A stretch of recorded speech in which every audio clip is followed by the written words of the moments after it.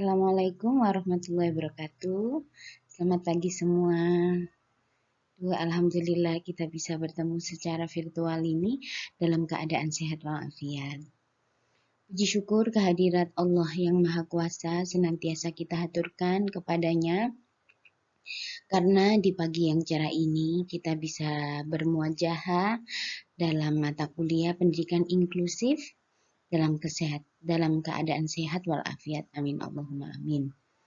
Selawat dan salam senantiasa kita haturkan kepada Nabi besar Muhammad SAW, sang revolusioner akbar dalam dunia Islam. Seluruh mahasiswa-mahasiswi YAUD pada mata kuliah ini, hari ini sebenarnya kita harus berbicara tentang pendidikan inklusif, hakikat dan historisitasnya. Namun karena di kelas ini saya hanya tahu namanya dan nomor NIM-nya seperti pertemuan kemarin yang telah disampaikan oleh koordinator, maka saya tidak tahu satu persatu wajah mahasiswa saya. Ya, untuk alangkah baiknya ya kalau misalnya koordinator itu membuat bersama dengan teman-teman satu kelasnya membuat profil kelas itu. Isinya tentang video, nama, kemudian asalnya dari mana. Dijadikan satu videonya itu. Kemudian nanti dibagikan di grup WA. Nanti saya mau lihat nih. Misalnya, Assalamualaikum Bunda, perkenalkan nama saya Siti, saya berasal dari Sumeneb. Kemudian dilanjutkan itu dengan wajahnya lah, itu disatukan sesuai dengan nomor absen. Tuh biar saya kenal nih. Kemudian hari ini kita akan membahas tentang pendidikan inklusi, hakikat dan historisitasnya.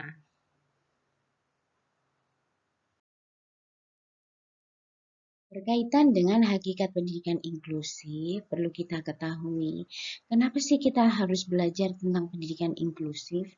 Karena kalau kita tengok di sekeliling kita, ini ada dua kategori. Ya, kategori ada ABK, anak berkebutuhan khusus, ada ATBK, anak tanpa berkebutuhan khusus. Pastinya panjenengan semua bisa tahu, misalnya di sekeliling kita, di tetangga kita, ada yang slow learner, dia tidak mampu belajar secara maksimal. Atau ada yang tunarungu, dia tidak bisa mendengar, atau ada yang tidak bisa melihat, dan lain sebagainya. Nah, dengan perbedaan yang berbagai macam itu, maka mengilhami pendidikan itu harus disesuaikan dengan kebutuhan dari peserta didik. Maka pendidikan inklusif adalah sistem pendidikan semua anak, termasuk anak-anak berkelainan atau berkebutuhan pendidikan khusus, untuk memperoleh layanan pendidikan secara inklusif bersama-sama dengan anak-anak pada umumnya. Jadi kalau pendidikan inklusif apa bedanya dengan SLB? Beda, kalau SLB itu hanya murni digunakan untuk anak yang ABK. Sedangkan kalau di pendidikan inklusif itu anak ABK dan anak ATBK dengan anak normal itu dijadikan satu dalam sistem pendidikan. Itu ya.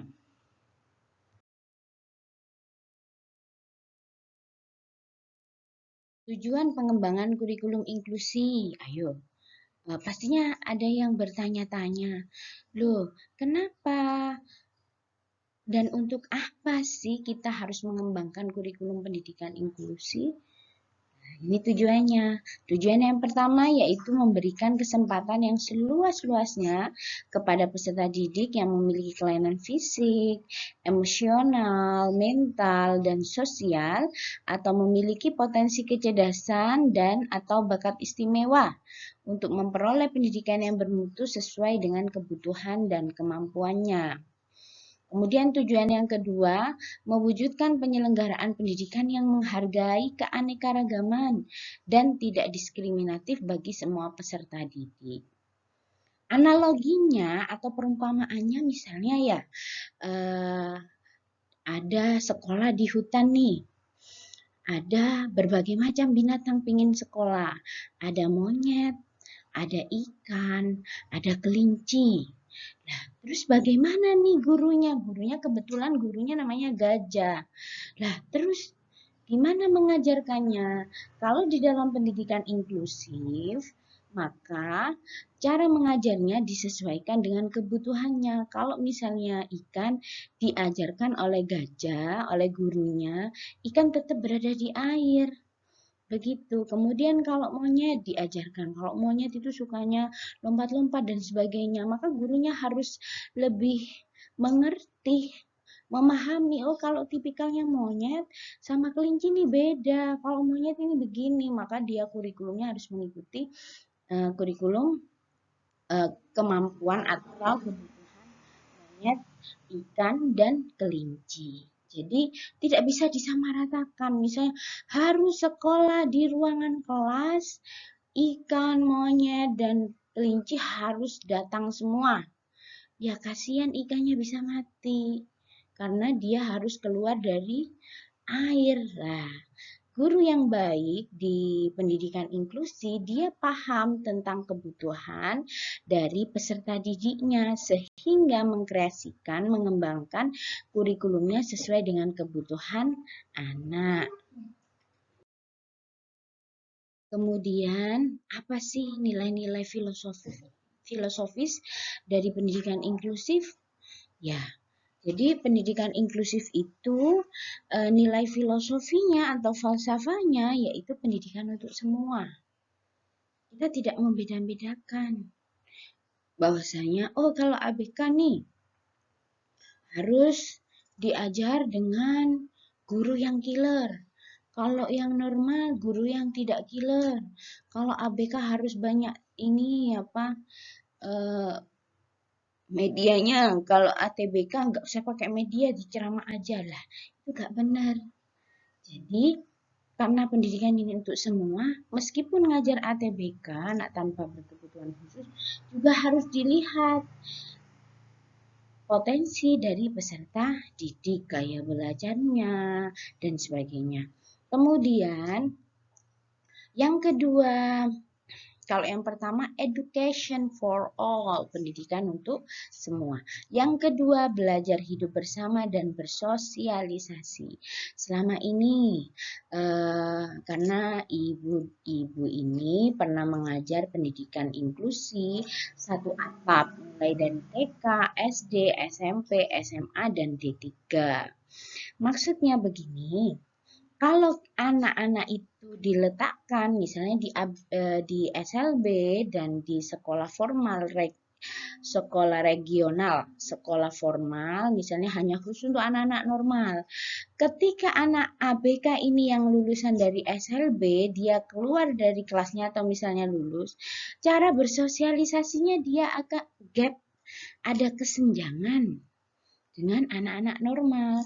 Tapi kalau misalnya anak-anak ABK dalam satu kelas dicampur dengan anak ATBK, maka dia bisa belajar berinteraksi. Oh, kalau aku punya teman yang normal, aku cara interaksinya begini. Dan yang normal pun ketika berinteraksi dengan anak ABK, dia akan lebih humanis, lebih memanusiakan manusia. Kemudian lebih menghargai adanya perbedaan pun. Tapi kan di luar sana ada tipe-tipe anak yang suka membuli anak ABK. Itu kita lihat historisitasnya, kita lihat kronologinya. Beberapa kasus yang Ibu ikuti tahun 2019 itu ada, kalau tidak salah, mohon maaf, Universitas bla bla bla, Guna bla bla bla, itu bisa disebut.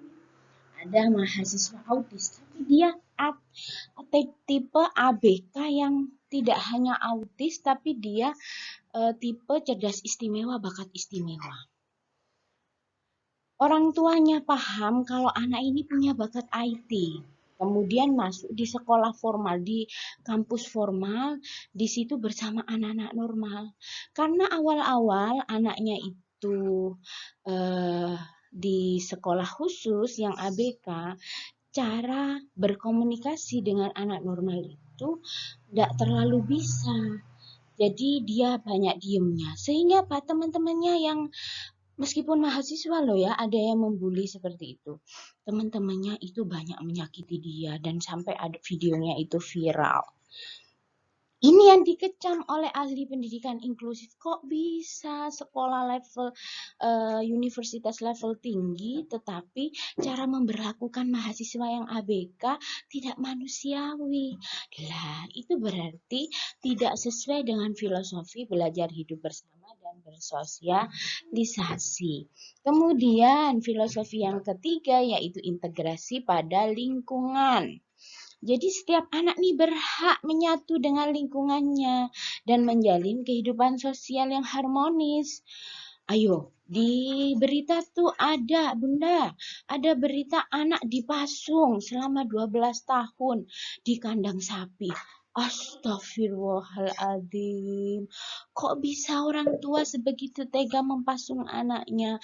Harusnya anak ini sejak kecil diketahui kebutuhannya apa, kalau perlu dicarikan sekolah yang memang khusus untuk melayani kebutuhannya, bukan malah dipasung seperti embek aja ya, atau seperti kambing atau seperti sapi. Mereka juga manusia ya.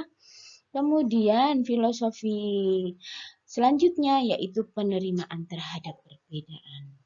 Kita tahu teman kita ada yang rambutnya keriting, ada yang rambutnya lurus, ada yang rambutnya kinclong karena habis rebonding. Atau ada teman kita yang kulitnya sawo matang, ada yang putih kinclong, ada matanya sipit dan sebagainya. Perbedaan itu adalah rahmat. Ada yang mampu secara intelektual, mampu berbicara cas begitu ya. Tapi ada juga yang dia kalem, dia hanya menyampaikan sesuatu sepatah dua kata sepenting apapun. Nah, itu adalah perbedaan yang harus kita hargai. Maka di pendidikan inklusif itu harus kita tuh menerima perbedaan seluruh peserta didik kita. Kita sebagai guru yang tercerahkan dengan pendidikan inklusif, kita harus menerimanya. Oh, si Tole, dia itu gaya belajarnya kinestetik, jadi mintanya di luar terus, minta outdoor. Oh, si Jebing sukanya dia itu menari. Wah, ini harus ada fasilitas menari nih di sekolah ini misalnya ya.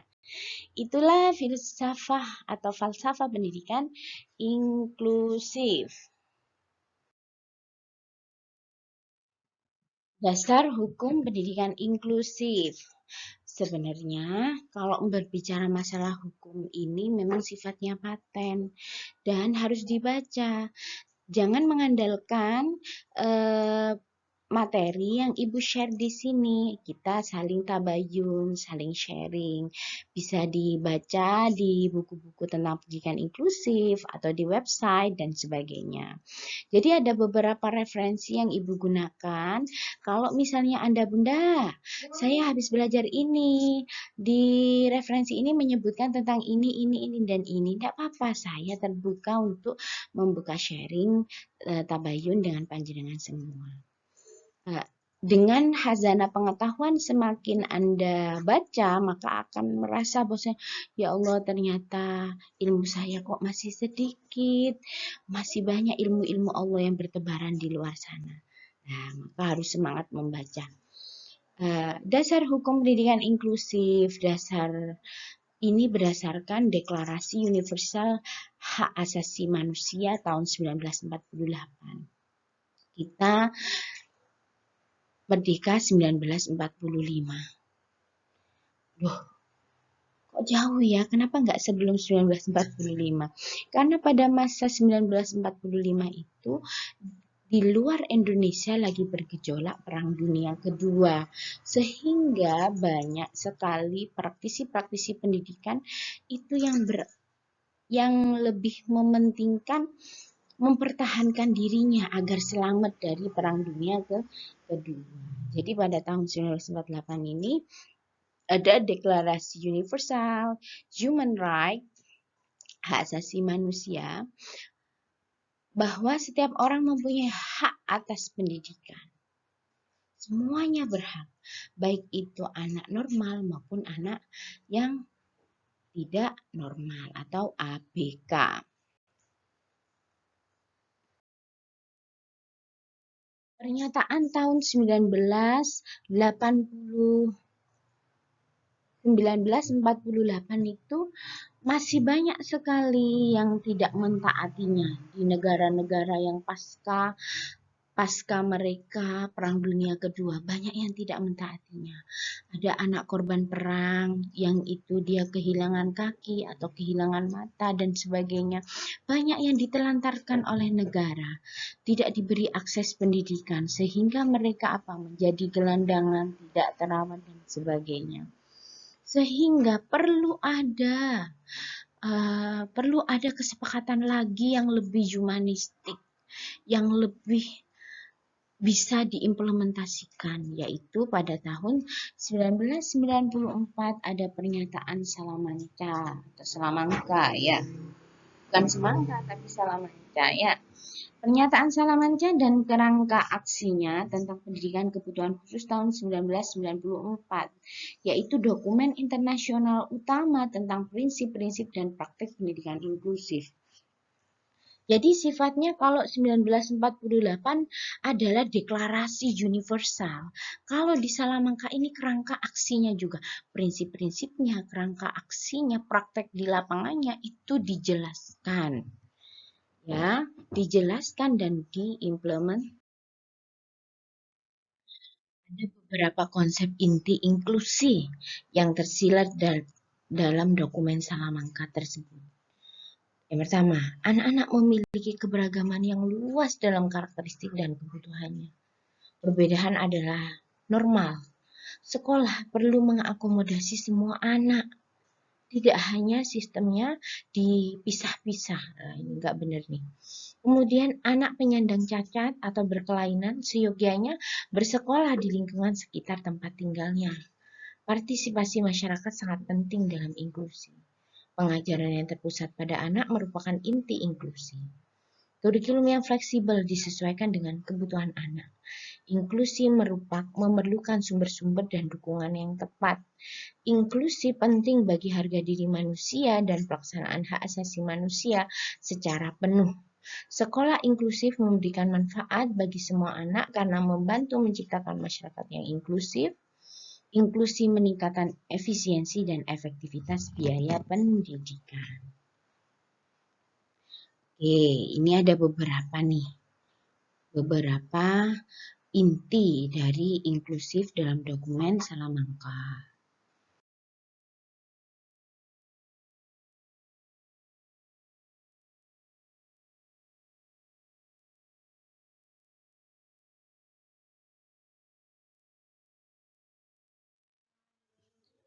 Kemudian kalau di luar Indonesia itu kita ada setelah Salamanca itu ada konferensi pendidikan dunia di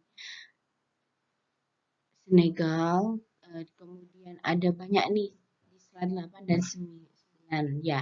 Itu Anda bisa baca dan poin-poinnya apa saja bisa Anda pahami. Kemudian yang terpenting ini di Indonesia nih sejak kapan ada pendidikan inklusif. Jadi pendidikan inklusif di Indonesia ini dideklarasikan di Bandung yaitu pada tanggal 8 sampai 14 Agustus 2004. Ayo, masa presiden siapa? Ada yang tahu? Yo, 2004, masa presiden siapa? Bisa dijawab di PA ya. Siapa yang jawab 10 tercepat dapat poin. Oke. Pada tanggal 8 sampai 14 Agustus 2004 di Bandung, Indonesia, ada deklarasi tentang pendidikan inklusi. Isinya adalah menjamin setiap anak berkelainan dan anak berkebutuhan khusus mendapatkan kesempatan akses segala aspek kehidupan, baik dalam bidang pendidikan, kesehatan, sosial, kesejahteraan, keamanan, maupun bidang lainnya, sehingga menjadi generasi penerus yang handal. Kemudian menjamin setiap anak berkelainan dan anak berkebutuhan khusus lainnya sebagai individu yang bermartabat untuk mendapatkan perlakuan yang manusiawi. Ingat loh ya, manusiawi. Ya, pendidikan yang bermutu dan sesuai dengan potensi dan kebutuhan masyarakat tanpa perlakuan diskriminatif yang merugikan eksistensi kehidupan baik fisik, psikologis, ekonomis, sosiologis, hukum, politis maupun kultural. Kemudian yang ketiga, menyelenggarakan dan mengembangkan pengelolaan pendidikan inklusif yang ditunjang kerjasama yang sinergis dan produktif antara pemerintah, institusi pendidikan, institusi terkait, dunia usaha dan industri, orang tua, serta masyarakat. Itu isinya yang di Bandung. Jadi kapan embrio pendidikan inklusi di Indonesia mulai diberlakukan? Yaitu pada tahun 2004, tepatnya 8 sampai 14 Agustus.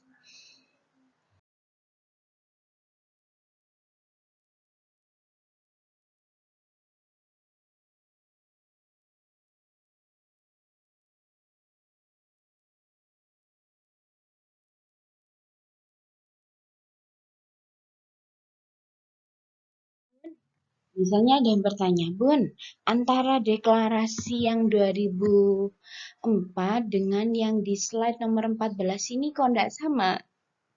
Kalau di nomor Kalau di tahun 2004 itu sudah deklarasinya pendidikan inklusif. Kalau di nomor 14 ini kok mulai tahun 1977. Lah begini, Bunda akan menjelaskan ya. Coba dibaca lagi. Historisitas pendidikan inklusif di Indonesia. Jadi, kalau kita baca nih, kebijakan menuju pendidikan inklusif masih menuju, belum diimplementasikan sepenuhnya. Karena eh, pada tahun 1977 itu yang ditandatangani adalah perjanjian kerjasama antara pemerintah Republik Indonesia yang diwakili Departemen Pendidikan dan Kebudayaan RI dengan Helen Keller International Incorporated atau HKI dari Amerika Serikat guna peningkatan pendidikan tunanetra di Indonesia. Proyek kerjasama dimaksud mempunyai dua program utama, yaitu pengembangan orientasi dan mobilitas serta pendidikan terpadu anak tunanetra. Ayo, bedanya apa? Kok bisa nih ini?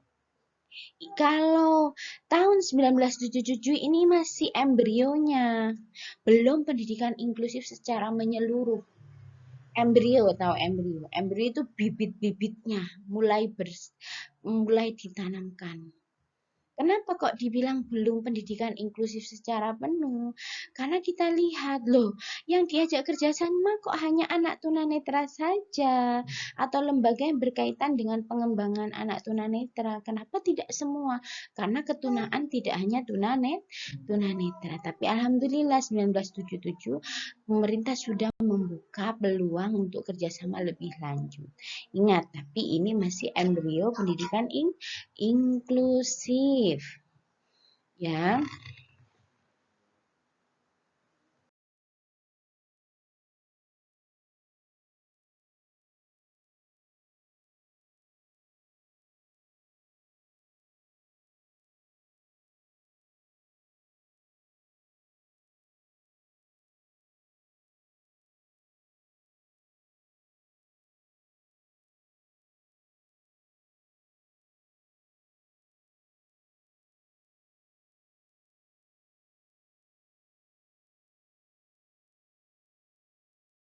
Selanjutnya, slide tentang elemen pendidikan inklusif. Elemen ini adalah hal-hal yang penting yang harus ada dalam sistem pendidikan inklusif. Yang pertama, sikap guru yang positif terhadap kebinekaan. Jadi guru ini tidak boleh saklek hanya menganggap bahwasanya siswa yang bisa diajar hanya siswa yang anak tanpa berkebutuhan khusus saja. Tapi guru yang positif itu dia mampu menemukan potensi anak meskipun anak itu ABK. Kemudian interaksi promotif. Jadi harus ada imbal balik komunikasi yang bagus antara guru dengan siswa ABK maupun ATBK, dengan orang tua juga harus ada interaksi yang promotif. Kemudian yang ketiga, pencapaian kompetensi akademik dan sosial.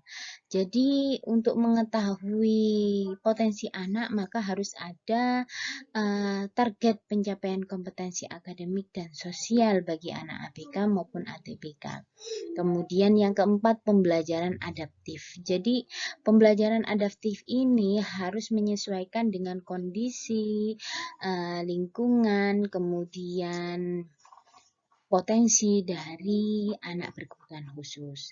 Harus ada konsultatif kolaboratif. Ini adalah bagaimana kolaborasi antara orang tua dengan guru, guru dengan para terapi, baik itu terapi okupasi, wicara, kemudian terapi edukatif, dan kolaborasi antara guru dan siswa juga. Kemudian yang keenam, elemennya adalah hidup dan belajar dalam masyarakat. Jadi sekolah inklusif itu adalah miniatur hidup kehidupan di masyarakat yang sangat heterogen. Jadi bagaimana anak-anak ABK dan ATBK ini bisa hidup berdampingan meskipun dengan berbagai perbedaan, tapi tidak untuk dibeda-bedakan. Kemudian hubungan kemitraan antara sekolah dan keluarga. Ini wajib harus. Karena apa? Karena sekolah bukanlah ibarat kalau dianalogkan, sekolah bukan tempat cucian baju atau laundry. Kalau dimasukkan sekolah tiba-tiba langsung bersih atau tiba-tiba langsung clean gitu, tidak bisa. Harus ada kolaborasi kemitraan antara sekolah dan keluarga. Kemudian belajar dan berpikir independen. Jadi dari elemen yang ke-8 ini di sistem pendidikan inklusif mengajarkan kepada siswa dan gurunya bagaimana bisa belajar dan berpikir independen secara mandiri, tetapi harus ada harus dikaitkan dengan proses pembelajaran. Kemudian di pendidikan inklusif itu elemen yang terakhir adalah belajar sepanjang hayat. Ini sesuai dengan satu belajar sepanjang hayat itu memang all education, pendidikan untuk semua, pendidikan menyeluruh. Jadi pendidikan sampai akhir hayat, ya, sampai akhir hayat. Karena belajar itu meski tidak harus di sekolah, tetapi harus belajar sepanjang hidupnya.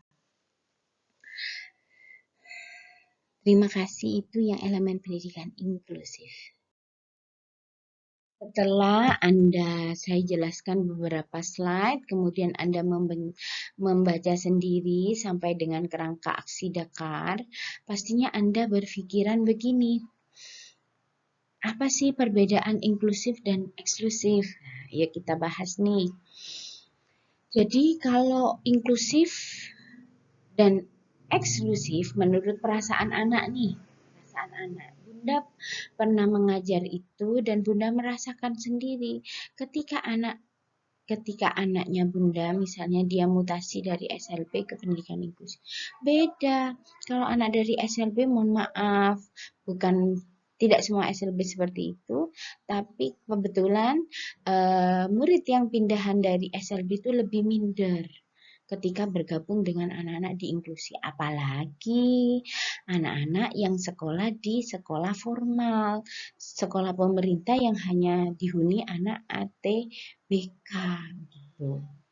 Oke, perbedaannya kalau di inklusif lebih dihargai. Keberadaan mereka dihargai. Kalau di eksklusif, eksklusif itu terkucil. Karena kalau coba Bunda sudah lihat kalau di Surabaya ya, wallahu alam kalau di kalau di Pamekasan, sepertinya untuk sistem pendidikan inklusi itu belum masif sepenuhnya. Tengoklah mulai dari TK, SD, SMP, SMA. Di Surabaya saja ya, notabene kabupaten yang ramah anak, kabupaten yang melakukan penyelenggaraan inklusif di sekolah negerinya. Di sekolah negeri itu kelasnya masih dibedakan, ada kelas normal, ada kelas inklusif. Kalau kelas inklusif bisa masuk sampai sore atau bisa duhur sampai sore. Sedangkan anak normal mulai sejak pagi. Itu hanya dilihat dari timingnya. Masih ada pembagian kelas, padahal ruh inklusif itu adalah anak ABK dalam satu kelas bersama dengan anak ATBK. Kemudian anak-anak inklusif itu lebih bangga, lebih senang, lebih diperhatikan, lebih optimis, merasa berguna, percaya diri, dan aktif. Kenapa? Karena dia merasa meskipun temanku itu ATBK, anak normal, tapi mereka begitu baik, perhatian kepada saya gitu. Tapi kalau di anak-anak eksklusif, misalnya anak ABK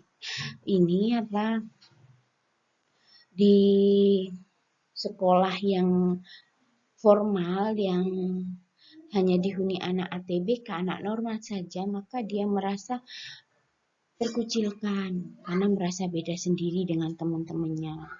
Kemudian marah karena ngempet ya, kalau orang Jawa bilangnya ngempet, menahan. Kadang dia terkena bullying, pembulian, nah kayak gitu. Kemudian kecewa, tidak percaya diri ketika teman-temannya misalnya belajar matematika sampai halaman 9. Dia masih halaman 1 saja. Ini seperti mengejar kereta yang tak kunjung bisa terkejar. Sehingga dia minder, tidak percaya diri. Kemudian harga diri rendah.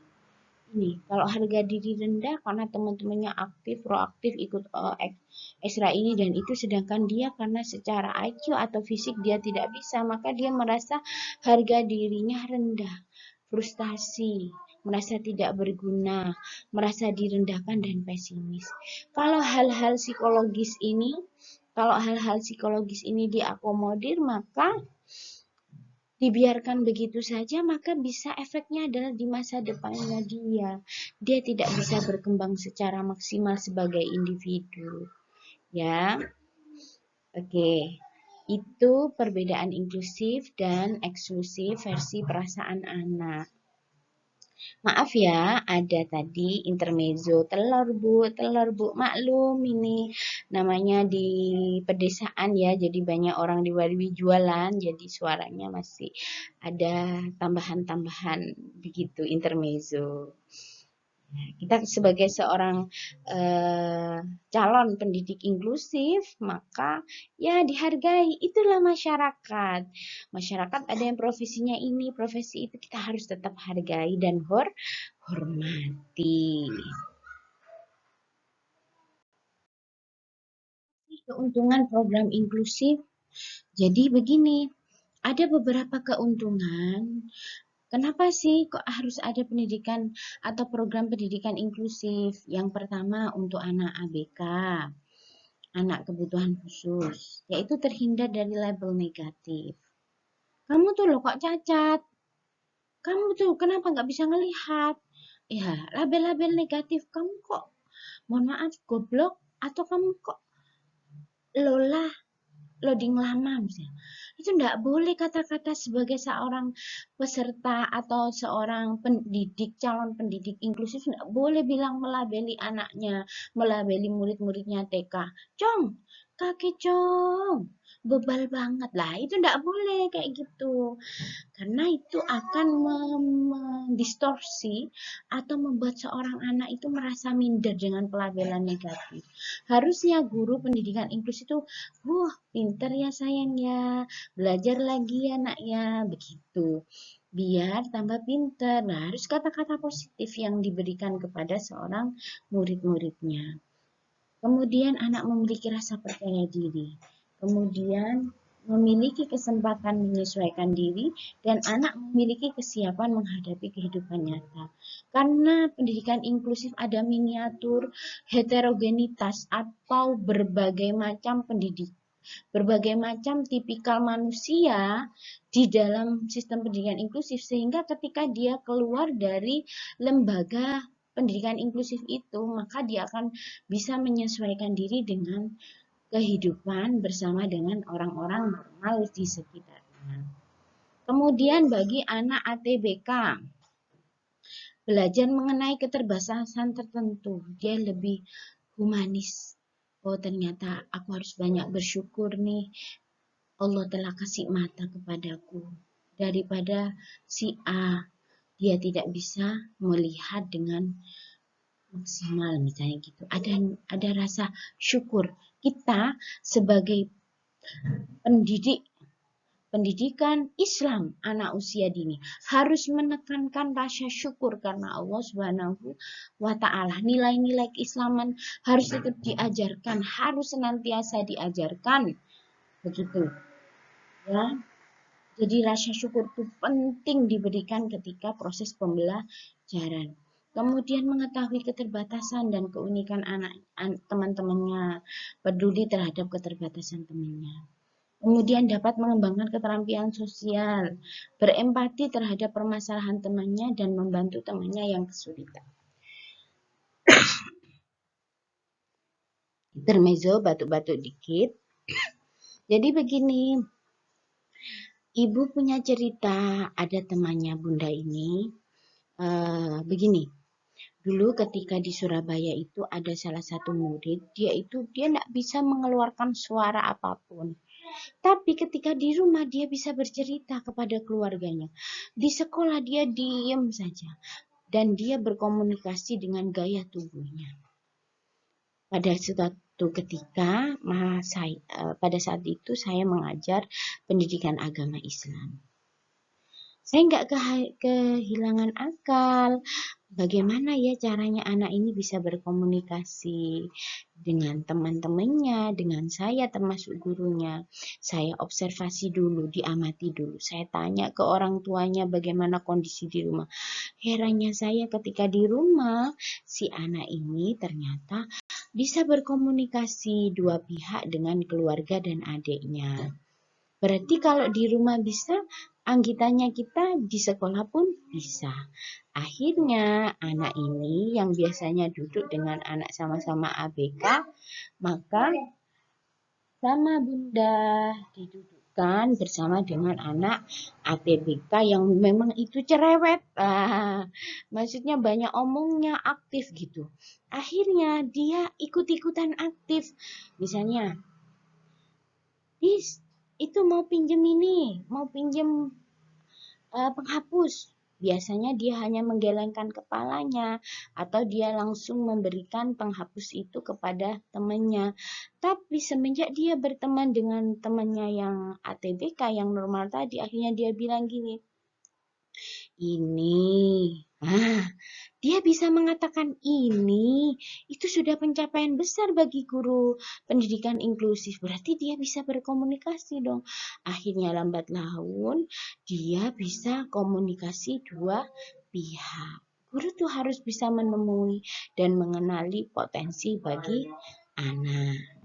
Itu saja. Pun manfaat bagi guru. Jadi guru ini semakin tercerahkan, semakin banyak men-challenge, menantang dirinya untuk belajar lebih dan lebih tentang karakter siswa ABK maupun ATWK. Kemudian guru dapat mengenali peta kekuatan dan kelemahan siswanya. menambah kompetensi guru. Guru lebih kreatif dan terampil mengajar dan mendidik peserta didiknya yang beraneka ragam itu. Kemudian manfaat bagi keluarga. Jadi keluarga yang punya ABK atau ATBK, dia dapat meningkatkan penghargaan kepada anak.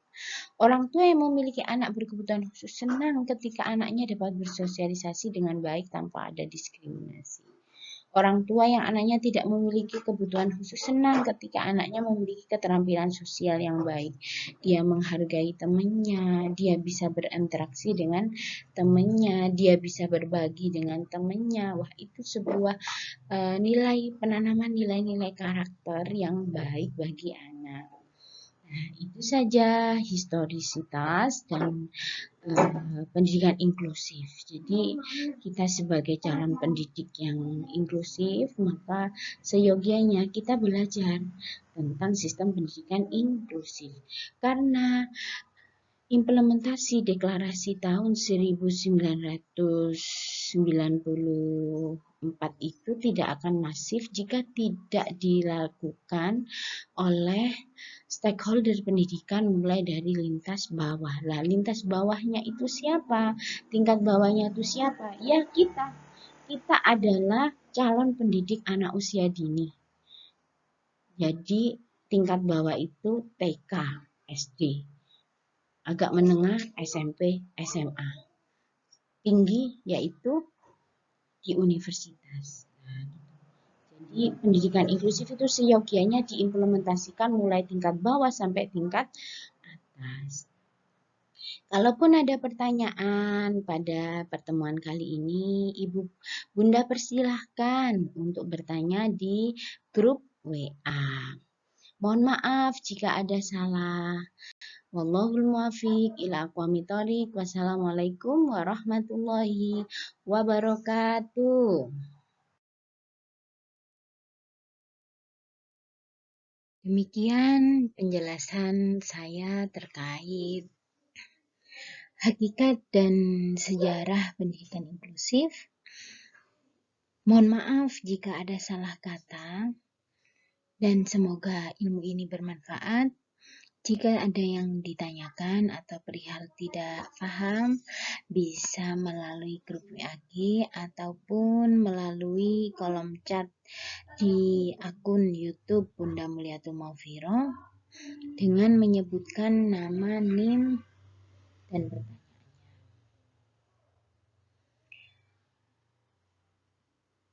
Mari kita akhiri dengan hamdalah, alhamdulillahirabbil alamin.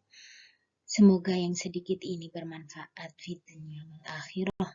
Amin Allahumma amin. Wassalamualaikum warahmatullahi wabarakatuh.